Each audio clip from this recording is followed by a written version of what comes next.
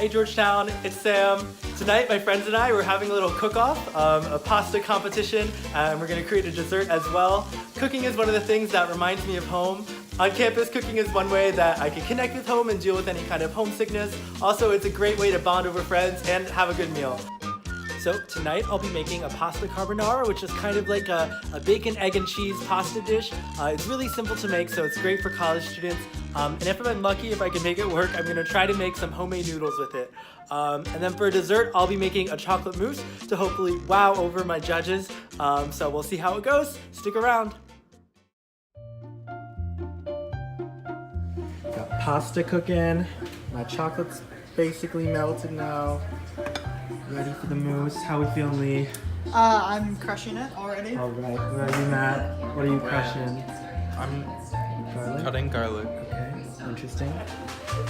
When in college, sometimes you need to improvise, so I'm using my kombucha bottle as a rolling pin. It's actually working really well. So, you know, college tips, save money, drink kombucha. So once you have your dough, a quick tip is you fold it up, and then you can cut the strips as thick as you like, or as thin.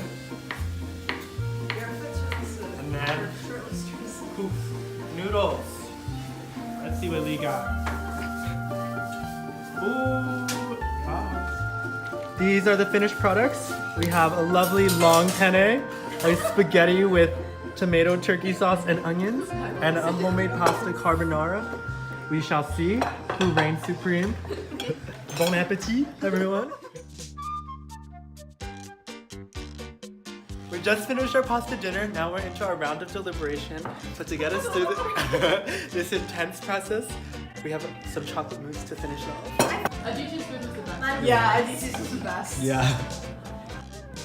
For once, Sam made something good. So in the end, everybody's dishes were delicious.